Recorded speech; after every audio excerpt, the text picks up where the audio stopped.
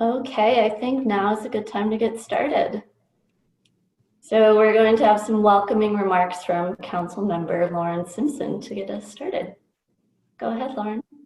Hi, everyone, and thank you so much for being here today. As Sharice said, my name is Lauren Simpson. I am the City Council member representing District 2, which is Eastern Arvada.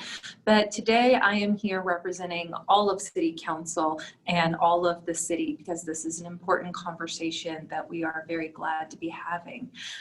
Over the past several months, it's no secret that there has been sort of this transformational shift happening all across the country. And a lot of people here in our local community have been reaching out to their council members, to members of the city team, asking how we can have this conversation in Arvada and what it means to be us here. City Council felt very strongly that it would be important for us to close that loop and have this conversation with the community as an ongoing thing. This isn't just a one-time event. It's an ongoing conversation that needs to be had about social justice, equity, and other important topics. And so we're here to listen, we're here to learn, we're here to know what ideas the community has about how we can create a more inclusive and city, a more opportunity-driven city for everyone that is here and wants to be a part of this community. And we welcome your ideas, your thoughts. Everybody is always free to email me. My email is lsimpson@arvada.org. You can email me right now if you want to, or any other time. It's always welcome. And so I'm going to turn it over to our incredible city team, and just know that we appreciate all of you being here with us today to begin having this important conversation here in Arvada and what we can do as a city to make it even better for everyone. So take it away, you guys. Thanks. Thank you, Councilmember Simpson. As she said, we are so excited that you've all joined us today. My name is Garrys Canales, and I'm the Neighborhood Engagement Coordinator, as well as the chair of the Diversity, Equity, and Inclusion Committee at the city. And so today we're going to have an hour together, and we have a number of folks on this call that are here as panelists to really listen to you and all your visions for our city. So our panel does include members of our leadership team, members from our community partners, like the Arvada Chamber, as well as members from our Diversity, Equity, and Inclusion Committee. So in the next hour, we are going to hear from City Manager Mark Devon, and he will give you a brief overview on why we are having these listening sessions. The bulk of our time, though, will be spent with our facilitator, Roberto Montoya, who is the Government Alliance for Racial Equity West Regional Manager. You may hear him use the acronym GARE as he's speaking, but this is a national organization that is digging into a lot of this work. So I did want to go over a few logistics for this meeting. If you have a hearing impairment, we do have an American Sign Language interpreter on the call, Sherry, and you can pin her video to your screen. We also recommend that you use the speaker view, as Roberto will be giving a presentation with slides, and we want you to be able to see all of the materials that he provides as we are all continuing to dialogue together. And so if you would like to participate, and we really do encourage you to do so, if you want to participate by voice, you can use the raise hand feature on Zoom, and we will unmute you to speak. If you'd rather participate in writing, you can use the Q&A feature, and you can select if you want to send your comment or question just to the panelists or to panelists and everyone. Now, if you're calling on the phone, to raise your hand, you'll press *9, and to unmute, you'll press *6. So without any further ado, I do encourage you all to participate and share your ideas with us. We are here to listen. And now I will pass it off to City Manager Mark Devon. Thank you, Carice. I'll be brief because we want to get right into the listening mode and responding or hearing your comments. The one thing I just wanted to mention, Councilmember Simpson did a great job of introducing this, but our mission statement in Arvada is that we are dedicated to delivering superior services to enhance the lives of everyone in our community. And when this opportunity now to have a discussion about being an inclusive community gives us the opportunity to make sure that we are doing just that. And where we identify where we're not doing that, then that gives us the opportunity to correct it and address it so that we are really achieving true equity. With that, we want to look at how we can approach in a collaborative manner to address any service gaps that are going on, and also to weave diversity, equity, and inclusion into the very fabric of the culture within our organization and within our community. So with that, I'm going to turn it over to Roberto, and there are several, as Carice said, several members of our leadership team that are in this on this call today, and we are here to listen, and we're going to do just that beginning right now. Thank you so much, City Manager Devon. It is truly a pleasure to be here with you all today. Again, my name is Roberto Montoya. My preferred pronouns are he, him, his, and I am the West Regional Manager for the Government Alliance on Race and Equity. And what I want to do first, before we get into the listening session, is I want to talk a little bit about GARE and the work that we do. Essentially, GARE is a national network of governments, jurisdictions, and municipalities that are working to achieve racial equity and advance opportunities for all. We're a membership network. We're over 264 members. I have been with the organization for about 4 months now. And to give you some context, as the council member also mentioned, when I started, there were 94 members. So over the 4 months that I've been in this role, we have nearly tripled. And so what we're trying to do is transform the public sector through states and cities and provide tools that put theory into action, that are essentially changing the lives and the lived experiences of folks in various communities across the country. So as you can see here is our GARE network. And we are located everywhere. We started in the Pacific Northwest out of the city of Seattle, but as you can see, our network is expanding everywhere. And actually, Colorado is one of the fastest growing states in the country. When I started, there were 4 GARE members in Colorado. Now there are 16, and there are 2 more that we are processing memberships as we speak. And so this is a national movement of folks who are willing to talk about race. And that's something that I want to talk about for GARE and for Race Forward, is why we lead with race. For us, race inequities, as we know, are deep and pervasive. And in many instances, the racial inequities that we see in communities today are the same, if not worse, than they were in the time of the civil rights movement. So racial anxiety is on the rise, and race is often an elephant in the room. Many times people will want to avoid talking about race and go through very sophisticated ways of semantically avoiding talking about race. But as it turns out, if there is something that we can't talk about, it's going to be impossible to come up with solutions to fix it or to mitigate it. So for us, learning an institutional and structural approach can be used within other areas of marginalization as well. So as we talk about how racial inequities manifest through institutions and structures, we can also think about simultaneously how gender, age, disability, sexual orientation, and other areas of marginalization are also manifesting through institutions and structures. So finally, for us though, specificity matters. The strategies and solutions that we are looking to do are the same and need to be addressed for gender, sexual orientation.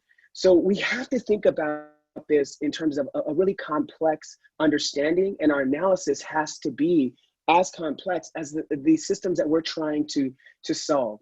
So for us though, it's really important when leading with race, we are race explicit, but not race exclusive. So areas of intersectionality are important.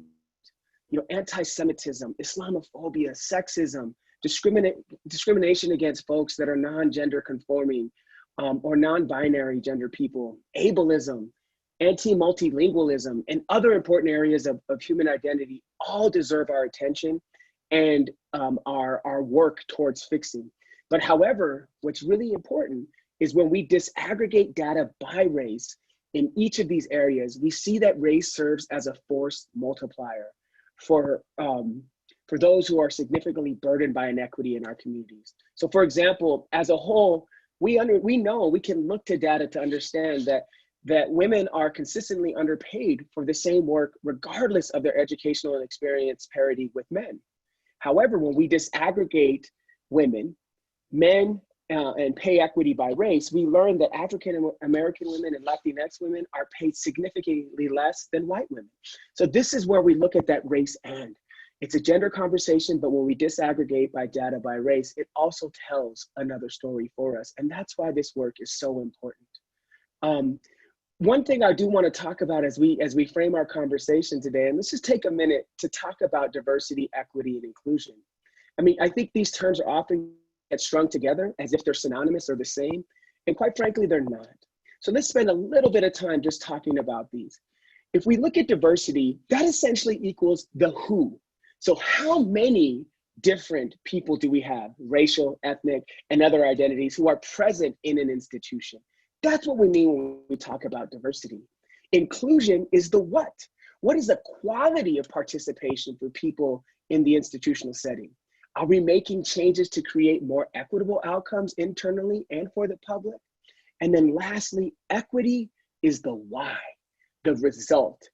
Are the lives of people who have been historically marginalized by government via laws, policies, procedures, and practices, both named and unnamed, that have targeted racial exclusion, are they better off as a result of our efforts to create racially equitable policies, practices, and procedures? So equity is the outcome. And sometimes we talk about them as if they're all synonymous, but I wanted to spend just a little bit of time, and we're going to come back to this slide a little later, to make sure that we had some baselining of what it is that we're going to be talking about. And lastly, before we get into the conversation, into listening to you all, we want to talk a little bit about Garrys' national practice and the way that we come to our work. Our work is guided by these four areas: normalizing, operationalizing, organizing, and visualizing. So at Garrys, we focus on normalizing, making it institutionally acceptable to explicitly identify race as a focus for the work of government. Racial equity work focuses on undoing systemic racism in organizations, institutions, and governments. And the goal of racial justice work has always been to move towards what Vincent Harding once called a possible America, where racial inequities can be eliminated, and we might together imagine an experience of a multiracial democracy in which all of us can achieve at our highest potential. And to me, that sounds very much like what City Manager just read. And so I'm so excited to see that alignment. And I'm so excited to be here with you all today as we share and learn from one another and envision what an Arvada can look like, and what a wonderful Arvada can look like. So as been stated here, we want to hear from you.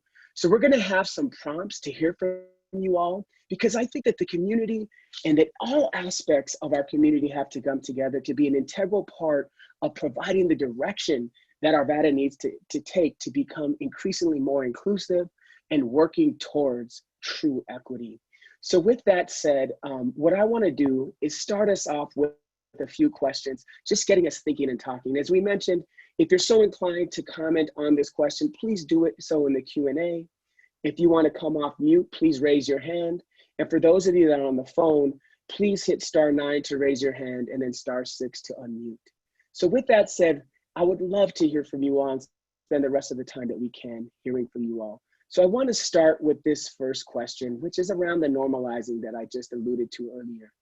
How do we create an even more inclusive city, an even more inclusive Arvada?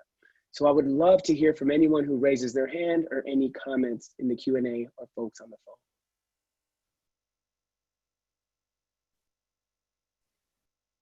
And I think I saw a hand come up from Daniel. Daniel, would you please like to share?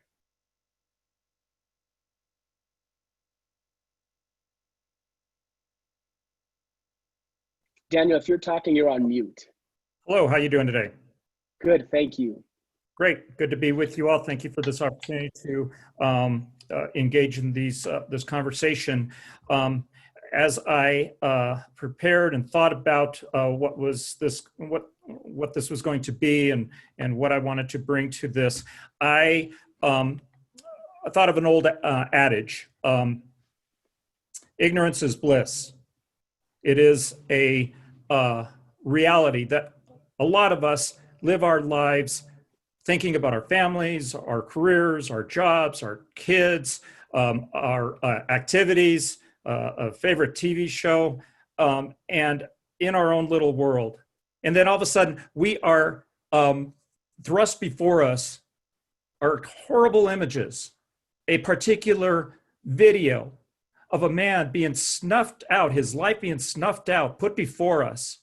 And we're confronted, I was confronted with the reality that's not mine, but is real. And as the stories continue to be told about the reality that people experience across our country of being abused, of being killed, of not being included, the time came for me and for so many others to say, stand up and say, enough. I have to do something. I have to be a part of making something different happen.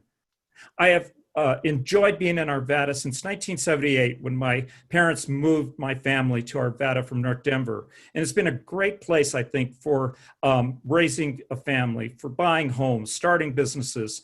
The atmosphere has mostly been friendly and safe. And it's evident that we're diverse. There's liberal, there's moderate, there's conservative. However, I would not describe Arvada as a place that intentionally has celebrated or aimed to increase its diversity. It's time to do so. In Arvada, the 28 census estimates, 83% of Arvada's population was white. That needs to change to get us closer to the area estimates. In 2018, for example, 23% of the Denver area was Hispanic. Arvada, 12%. And so I come with a suggestion for a better Arvada that we need to intentionally aim and say, by a particular time frame, we must say we're going to increase the diversity numbers to at least equal the Denver area. Move Hispanics from 12% to 23 or more percent. Asian from 2 to 4, Black, African American from 1% to 5%, and so on. That is a good and solid aims, making race central to increase our diversity. Also, that can happen by the establishment of a task force that is populated and led by citizens, along with perhaps representatives from the internal DEI committee and from city leaders, from city council. We can work together and eliminate a situation now of us and them. We're allowed now to be given an opportunity to speak, but not truly engaged together.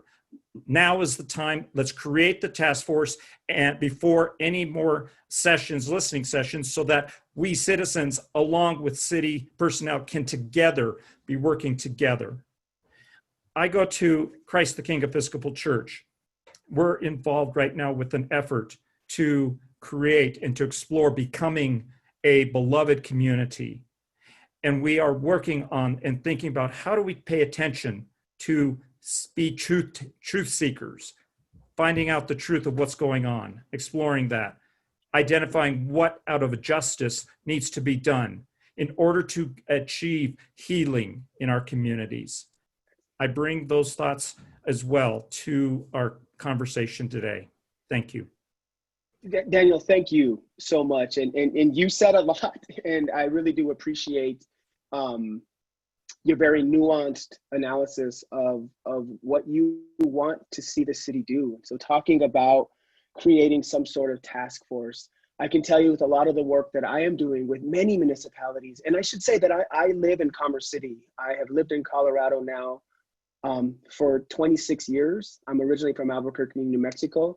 And so I've lived in Colorado now longer than my own home. And so this is my home now. So I really appreciate you naming a potential task force and looking at measurements as well. I think that's very important. So thank you so much for that information. We are taking notes and we are going to capture all of this as we go through. I also want to get to some of the things that are showing up in the Q&A that we meet. One of the questions by Kathy Zaleski, I want to make sure I'm pronouncing your name right, is that we need to incorporate people from all backgrounds in decision making.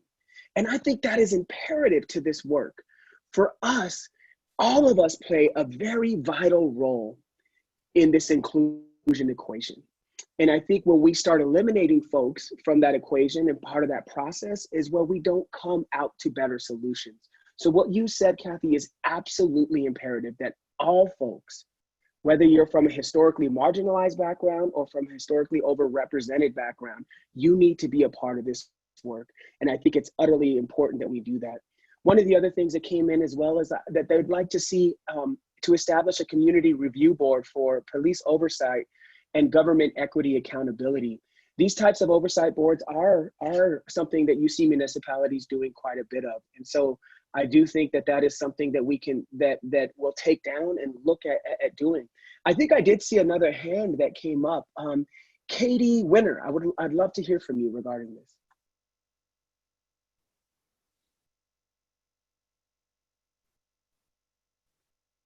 Katie, are you still there, and did you still have a question? If so, if you're talking, you're on mute. Oh, there we go. I think I just got permission to be unmuted. Well, thank you so much, Roberto. It's really phenomenal to see the City of Arvada making such a phenomenal investment in bringing someone like you to the table to be our third-party, unbiased expert source in this work. As you said before, you know, so many of my friends who are involved in this work back in New York City in higher education are busier than ever. And it's a blessing and a curse, right? You almost wish your phone was ringing off the hook months ago. And there are so many things that could have been avoided, I think, in our community and society. But moving forward, you really got to give it to the City of Arvada for being so amazingly quick to do something, recognizing that, you know, and responding to issues happening nationally. I can say for the 7 years that I've lived in Arvada, I've always felt comfortable and welcomed, but I totally understand that there are some people here that don't feel comfortable living here. And potentially there's a sentiment that Arvada is not diverse because it's so white, because people don't feel comfortable coming to Arvada because of that. And that makes me really sad. So, you know, I was wondering, I wanted to run a question by you, actually. I wanted to tell everybody a little story that happened to me. And I see this happening all the time in Jeffco, and I think there's going to be a lot of head nodding. When I first got here, I'm very involved. I like to speak my mind. It's partially being from New York. It's mostly because I'm Italian. And right away, I think it was about 2 or 3 years into my activity and my service, that a member of the Jeffco community, actually a Latina, told me to my face that my voice didn't matter as much in Jeffco as hers because she was a native. And that because she was from Colorado and she was from Jefferson County in particular, that her voice mattered more than my voice. And I see this happen, Roberto, and people, I'm sure, all over town. Political candidates, when they're getting ready to run, say, I was born and raised in Colorado. I was born and raised in Arvada. And I can't remember a moment back when I was working in New York City. I'm from Central New York, by the way. I know it looks like I'm from Brooklyn sometimes. But, you know, I don't remember a moment where we all sat around proselytizing about where we were from. Because I don't think, you know, after 9/11, when my husband walked out of the towers, I really don't think it mattered where anybody came from anymore. You know, we all were in that moment. And I just feel like it's just the weirdest thing in Jefferson County to hear so many times people just talking over and over and over, I hear a lot of this, you know, transplant as a dirty word, non-native so I think that what I would love, and I agree, you know, task force and oversight boards and committee groups. But Roberto, you know, from your perspective, how important is it that as a community, we all get to know our roots and our history together and really understand Arvada's past, acknowledge the present we're all in, and craft the future? Because I wonder if there's a place of inclusion where I can feel like I'm truly a part of Arvada and Jefferson County, and not being reminded, oh, well, you're a transplant or you're not native. So, and feeling like that makes me less than. Can you maybe talk about what that looks like to go forward? Well, yes, and I will be very clear that I don't think I have truth with a capital T, because I think that is very situational, and I'm really sorry that you experienced that. And I appreciate you lifting that up, because I tend to look at these things from an asset lens. That when folks are from Colorado and they have that deep sense of pride of being from here, and when they push that on other folks, is because they love this place so much. And I tend to just say that, as someone who's not from here, I experience that sometimes as not being from Colorado, but I have a deep love and appreciation for this state and for the beautiful cities that make it up. And so because of that, I'm deeply invested in living here. And that is how I frame the conversation. I try to reframe it to saying that I recognize that this is your home, and I value it, and I want to be a part of it, and I want to be additive to this place. And so sometimes inclusive conversations, we have to lean into them, in my opinion, ourselves, even when we don't feel included, and we model that type of experience for them. And so when you're talking about this idea of how do we become a more inclusive city, sometimes it's the way that we talk about people who are living here. You see a lot of the things, about Californians and those types of things. And even the conversation about being native is one that we can reframe as well. I come from Pueblo Indians in New Mexico. And so being native to me means something different, and I have folks who I'm close to, who are from Cheyenne and Arapaho tribes who are native, who reframe that conversation in a way as well, to be more inclusive, to say, like, when we're talking about indigeneity and being native, that we can also expand that conversation. And so that can be part of how we become more inclusive, is that we expand these conversations larger. I want to get to some of the things in Q&A, because there's some wonderful things that are happening here. And then I want to also move us to the next question, because we are limited on time. But some of the things here that are coming up, are there city organized community outreach committees that specifically focus on reaching out and identifying needs within large minority groups in Arvada?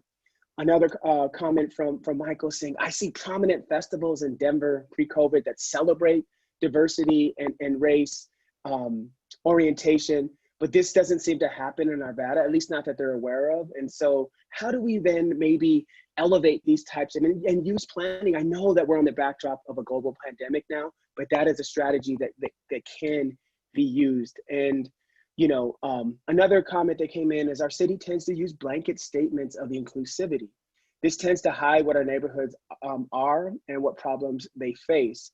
They can be more direct by naming communities and the inequities they face. And that's part of the work that we're doing now, is hearing from you all, but also working together as a whole to identify what are some of those areas that we need to be focusing on.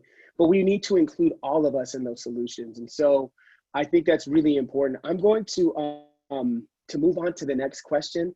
Again, for all of these things that are coming up in Q&A, I think it's really that we're capturing these. And I don't want you to think that we're not going to, but I do want to give us an opportunity to talk through some of these other questions. So thank you all for those of you that shared. Really quick, before we move on, is there anyone who is calling in on the phone who wants to hit *9 to chat? I want to make sure that we give you all an opportunity to speak. So if you're on the phone, I'm going to give you a few seconds to hit *9 if you want to talk.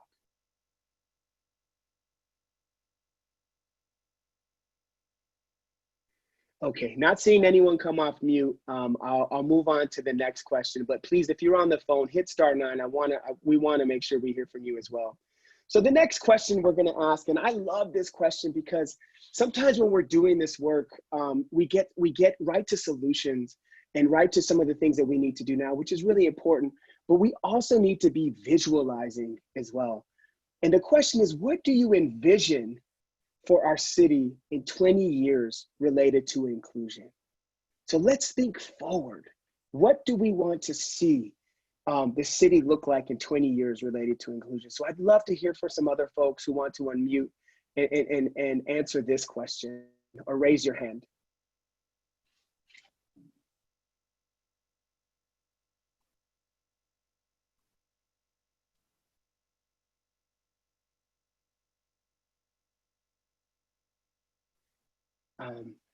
Karsten, I think, and I hope I'm pronouncing your name right. If I'm not, please forgive me. Please feel free to unmute. And you're fine. You pronounced it correctly. Can you all hear me? we can. Wonderful. I just wanted to start by saying thank you to you, Roberto, and to everyone else that's here on this call that is both associated with the city and that lives in Arvada. I've been a Jeffco public school teacher in Arvada for like 15 years.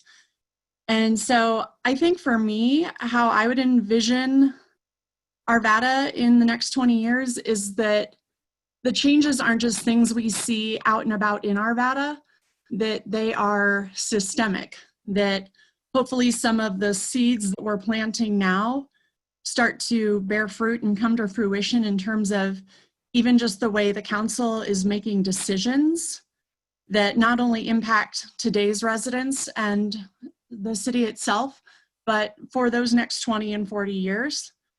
So for me, I think it could be something as simple as each time the Arvada City Council is about to make a decision, especially but not limited to topics that are directly tied to diversity and inclusion and equity, it could be as simple, I think, as asking themselves and each other, hey, this decision we're about to make, is this performative? Like, are we just performing, or are we actually moving forward with a goal that actually reforms, that's reformative and meaningful, not just for right now because it looks good, but that it will make that difference 1 year from now, 5 years from now, 20 years from now. For example, working in Jeffco, they tried to do and have continued to try to do diversity and inclusion and equity trainings. But as a teacher in the building, I haven't really seen anything change. And so I think we have to figure out how to go beyond the good intentions of performing and saying, hey, look, we have this task force or we have this group. Okay, what does it actually mean to institute the reforms that people will see a difference in 5 years, 10 years, 20 years? Karsten, thank you so much for that comment and for the work that you do as an educator. My doctoral work is in education and human development. I taught pre-service teachers for 6 years at the University of Colorado, Denver, so I have a deep appreciation for the work, the difficulty of it. And so much of the work that you're doing is exactly what you're talking about, which is legacy work, right? That this work that we're doing now is going to change the city for the next 20 years. And we need to think about it that way, that the stakes are indeed that high. And what is the work that we are doing? And what is the legacy that we are leaving? And so by taking a very calculating, thoughtful, measured, inclusive approach to doing this work is how we can create a great Arvada in 20 years. And some of that work does come from education. I did see in the Q&A as well a comment about teaching our children to be more inclusive as well. So the role that education plays with the role that community plays, with the role that government plays, that we all play together is so important to doing this. And then really being mindful, like you said, of that work. What exactly is that we're doing, and what are going to be the long-term impacts? And so I do believe that is a beautiful way of stating that. So I really do appreciate that. I'm going to look at some of the comments in Q&A as well that came up. My vision, and this is from Kathy, my vision includes housing for all, a great public education for every student, access to green spaces, parks for everyone, diversity in leadership roles, and changing in policing. Something that's tangible I see in 20 years related to inclusion is transforming Old Town, downtown Arvada as a public area to celebrate diversity, not solely focus on high-end shops and restaurants. Looking in 20 years to have racial equity, a system that protects and engages our neighbors of color, not just white people like myself. And then in 20 years, I'd love to see a public transportation that covers all areas of Arvada, so that everyone without a car would feel part of the city. Some of us are so isolated by living too far from the bus routes that this relates to inclusion of the handicapped, the elderly, and the disadvantaged. And so much of what is being said here are part of the systems that we're trying to figure out how to better deliver with regards to housing, with regards to education, with regards to transportation, and with regards to green space. The role that health and wellness plays is so vitally important. I saw another hand come up. Whitney, love to hear from you regarding this question. Hi there. Yeah, thanks for having me. I wanted to speak because I think that there are a lot of resources and structures that other cities have in place that Arvada should think about implementing. You know, Black, Brown, and Indigenous people have traditionally been marginalized, their businesses and their financial independence neglected, not invested in, and disinvested from. So for example, in Arvada, there's no way to find, for example, a list of businesses that are Black owned and Indigenous owned and people of color owned. And I think that it's important that we really invest in creating wealth and financial independence for people who are primarily experiencing generational poverty. And I think it's also important that the city has listening sessions. I was glad to see that this was happening and that there's another one on the 8th, but you know, 2 hours in a year to listen to the community, frankly, felt like an insult when I saw that this was being offered and that the city couldn't possibly spare more than an hour per month to an entire year to have this conversation. It felt like after, you know, 5 months after George Floyd was murdered, and this city or this country erupted in protest, the best that the city of Arvada can do is to come up with 2 hours. Like, can you spare it? That was really frustrating to see, and I'm glad that there are being steps taken at all. But I saw something in the comments about how this needs to be a slow process. But I disagree. This is an urgent problem. This is an urgent situation, and we do need to be methodical and conscious about how we move forward with this. But slow, it has never worked. And so I really would encourage you to have more of these sessions, have focus groups, have listening sessions, and talk to the people of color that are actually in the city. Talk to the Black business owners that live in this city but don't have their business in the city because they know that this isn't a helpful place for them to have their businesses. I absolutely support a citizen review board of the police. I think it is absolutely necessary and something that we should be looking for. This is a community with a long history of abuse towards the Indigenous people who lived here before the white settlers came. And it is a community with a very long history of influence from the Ku Klux Klan. And Arvada has not done anything that I can see very visibly to condemn that history. And I think to be a place that is truly welcoming and opening and actually equitable and actually inclusive, we have to recognize that history and make amends where we can. I also definitely support the comments that have been made in the chat about affordable and accessible housing, about quality education. But I think that the city of Arvada is going to seriously need to invest more than 2 hours a year in order to make this a reality. Whitney, thank you so much. And it is my understanding that there is a commitment to continuing these conversations, that these will not be the first nor the last, and that part of the work that we do with the Government Alliance on Race and Equity and working with municipalities to ensure that that happens across the depth and breadth of organizations and communities. So I really want to thank you so much for what you said regarding women and minority-owned businesses and lifting them up, making sure they're supported, especially in this moment as so many businesses are struggling to make it. So I really do thank you for those really poignant comments.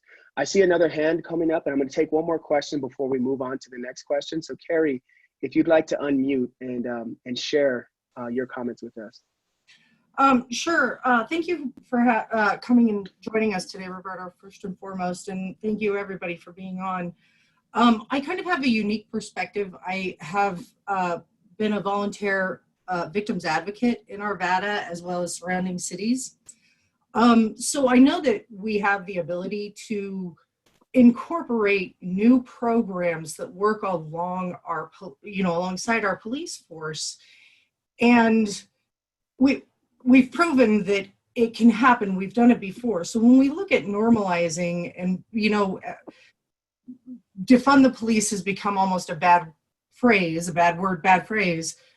But I don't think that it's impossible for us to be coming up with new programs that work alongside with the police and take some of those responsibilities off of them for, to look at normalizing the future.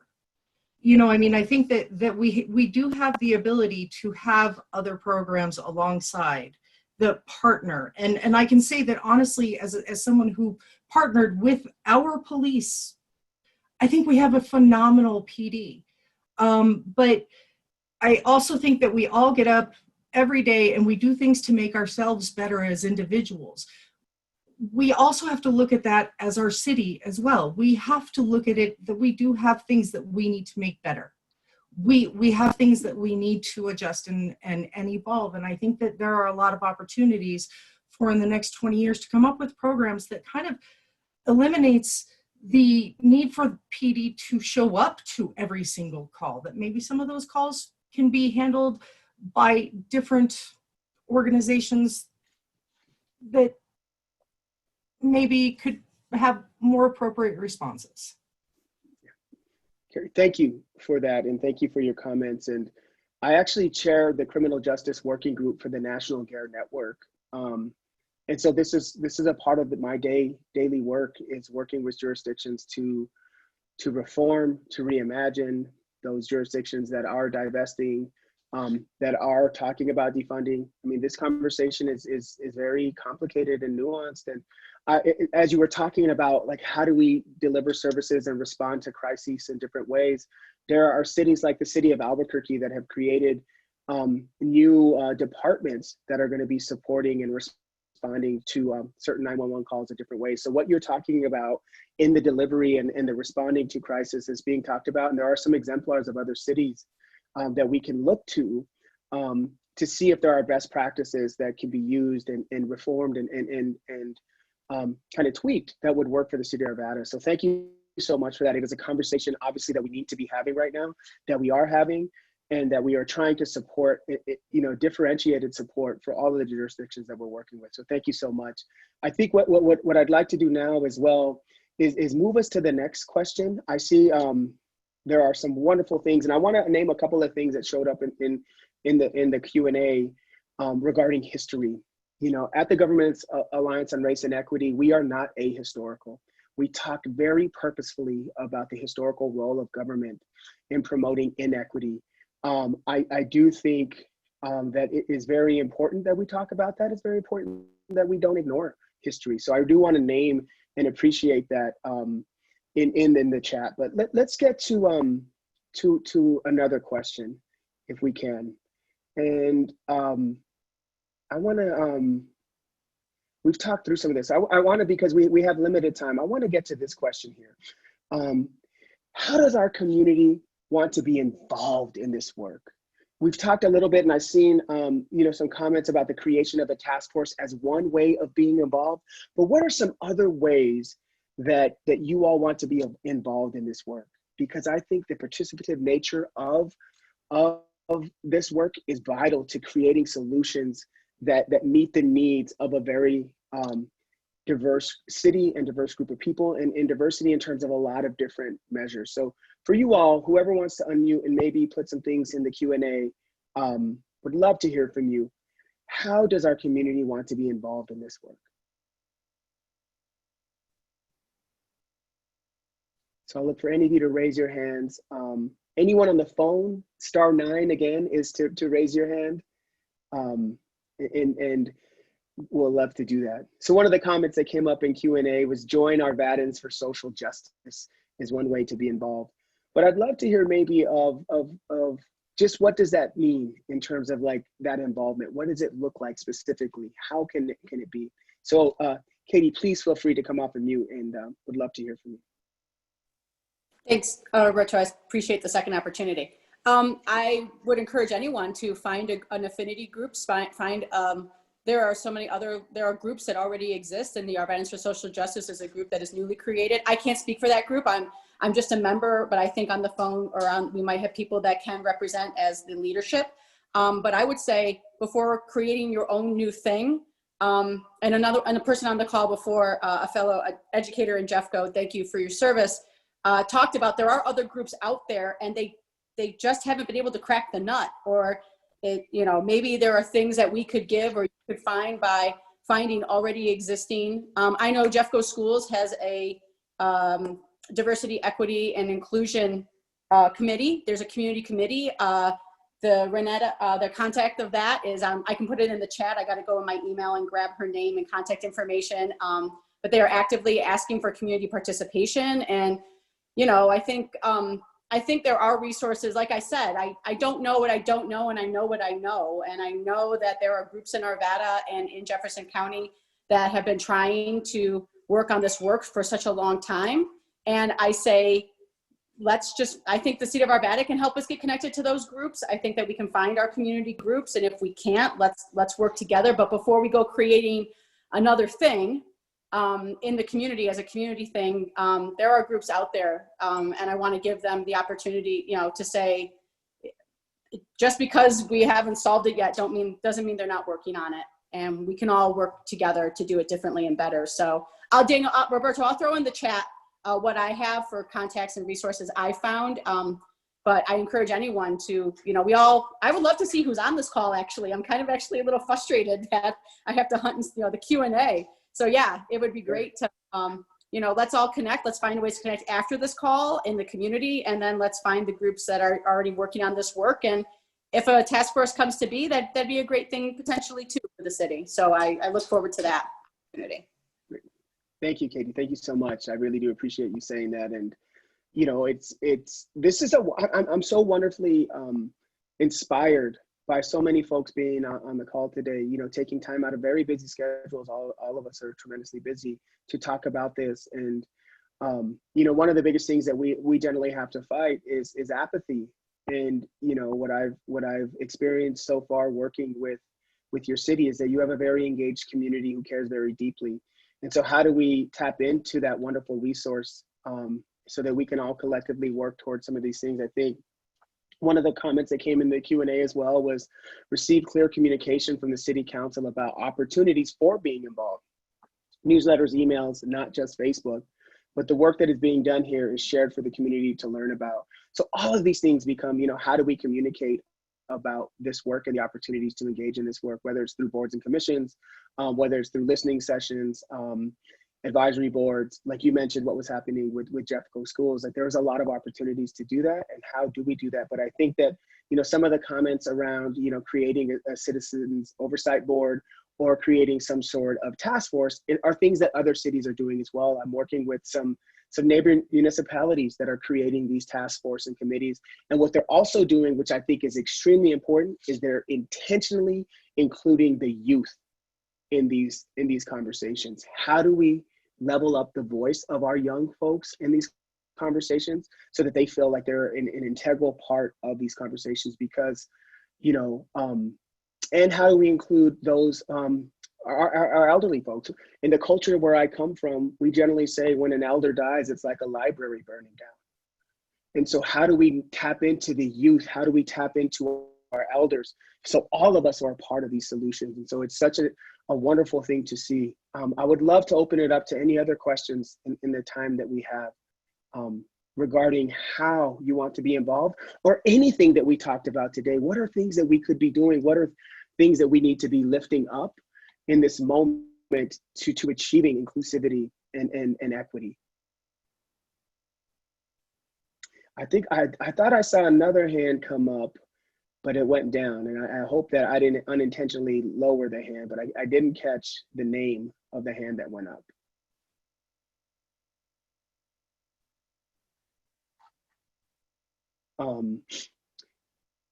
So I am seeing in the chat some other things.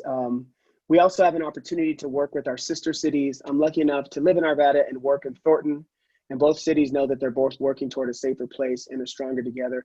Absolutely. So part of the work that I'm doing in Colorado, and the work that is one of the top priorities that I have, is creating a cohort of Colorado municipalities who are going to come together and share best practices and share opportunities to move equity forward. And so that's part of what I'm going to do, is how do I connect these 16 jurisdictions that we have in the state, the beautiful state of Colorado, to do that work together. Because there are, and granted that there are things that are happening in other jurisdictions that may not be completely applicable in the city of Arvada, but maybe we can tweak them a little bit. Maybe we can look at reworking them a little bit so that they do serve the needs of the constituents of the city. And one of the other comments that came up is we have a history that is complex and sometimes painful to confront.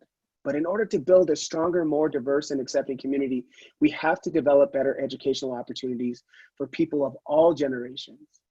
We have a good library system, but this has to go beyond our libraries and community centers and other events, narrative talks in our city parks, Apex, to learn about the history of this region from early settler days to present, and to challenge people to apply the historic information in ways that we can build a better Arvada. That is so beautifully said, and is part of the work that we need to do. I see some comments in here about language accessibility. These are all, conversations that we need to have. And I do speak Spanish, so anyone who is Spanish speaking who wants to have a conversation, I am open to having the conversation as well to talk about this work. So please know that I'm a resource in that way as well. I have a very lengthy history of talking about equity, even as a young child, translating for my mom as she interacted with government. And so my experience in doing this work is extensive. And I recall as a child doing that. And this is why the work that we're doing is so important, because for me as a 7 and 8-year-old child, navigating government institutions and translating for a mom was a very stressful type of thing to do. But these are the outcomes that we're trying to change, so that these young folks that are navigating the city have those opportunities to flourish and to be their full selves. And so we have just a little bit more time. I want to open it up one more time for anyone who's on the phone to press *9 or *6 to unmute, to share any thoughts that you all have, or any last opportunities to raise your hand and to share.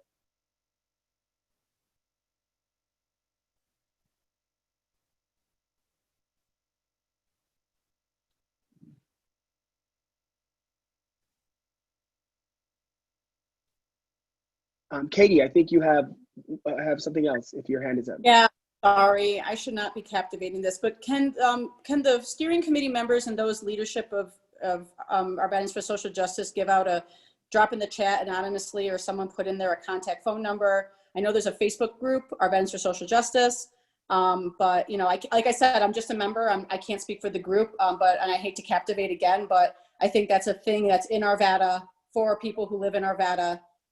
That would be a great resource for anyone that wants to get connected off of this 1-hour conversation. And I would also say the city, you got to do more of these and more often. So, and then also I threw it in a chat, I know there's other members of the city staff listening.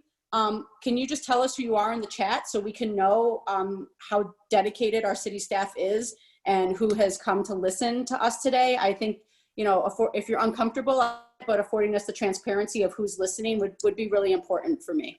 Thank you. Thank you, Katie. And I do believe that I'm going to pass it over to Carissa. That she's going to talk about how to contact, how to reach out, and some other things. So before I pass it over, again, this has truly been a gift for me to share and to think and to learn with you all. And I feel so very fortunate to be a small part of this work with you all. So thank you all for your time, for your commitment, for your thoughts, and for your intentionality with regards to this work. So I'll pass it back over to you, Carissa, and thank you all. Well, and I would like to offer big thanks to Roberto for leading us through our first community conversation. And as we said, this is just the beginning, and we've been doing a lot of work kind of behind the scenes, but we want you as our community to guide us in this. And so in this first session, we heard a lot of themes pop up around making sure that we have long-term goals, systemic changes, that they're not performative, but that they really do have a lasting change. We also heard you talk about engaging more with our youth, with our elders, and with our BIPOC community members, specifically business owners, so that we can identify what it would take to be more inclusive as a city. So we are going to continue to take your feedback. We have our next session next week on October 8th from 5 to 6 p.m. And our call to action for you all today is to invite your friends, invite your neighbors, anyone else that you think would really benefit from being a part of this conversation, because we as a city can only benefit from more voices and more people at the table. So as we continue this journey and moving forward, we will be compiling internal resources, we'll be working with our partners, and most importantly, working with all of you, our community, to determine together how we can operationalize, as Roberto talked about a little bit. So I'm going to pass this off for our closing remarks to Councilmember Lauren Simpson. And again, thank you all for participating. Thank you so much. Once again, thank you to everyone who participated, who put comments into the chat, who spoke up on the phone. Your involvement has been tremendous today in this conversation. I'm so proud. It's been respectful, it's been thoughtful and considerate, and it's just impressive to see people pulling together to have these really difficult conversations in both a way that speaks from their own voices and their own experiences, but also from a place of allyship from others. It's not going to be a single day, a single week. We need to tackle these issues. We need to tackle them urgently to make long-term changes, and we don't rest on our laurels. You know, we do some things incredibly right here in Arvada already, but we also don't have the perfect community that we want to build either, or we wish already existed. And so I thank you all for being here, being a part of speaking up, and being a part of that conversation that will help us become the inclusive and welcoming community that everybody wants, how we tackle racial injustice and other forms of discrimination so that everybody has a truly equitable society that they can participate in and reach their true potential because the barriers have been removed out of their way. So don't forget about October 8th, 5 to 6 p.m. Bring your friends, bring your family, and even if they just want to listen, a lot of people are still in that learning phase right now. And I don't think it's a shock to anyone that different people are at different stages along this journey. Some people, and we all have a ways to go still. Nobody's ever perfect, and there's always more to learn. There's always more to do. And so, yeah, just anybody who's willing to have an open heart and an open mind, we want them here, and that's what this is all about. So thank you again to everyone. Thank you to Garrys, to Roberto, to everybody who had a part in putting this together today. This has been really awesome start to what will be a long-term process. Thank you all. Thanks again, Councilmember Simpson. So on the screen right now, we did want to share our contact information with you. So I put my email, and Roberto provided his as well. Please reach out to us if you have additional questions. We welcome the opportunity to engage with you. If you're looking for more general information, our arvada.org/inclusive-arvada page is the best way. We've been putting updates on that page to show some of the actions that we've been taking over the last several months. And if you want to learn more about GARE and the nationwide work that's happening around racial justice, you can go to raceforward.org or the racialequityalliance.org. Other than that, thanks again so much for spending your 1 hour together with us today. during lunch. And again, please invite people to next week's session. Have a good rest of your day.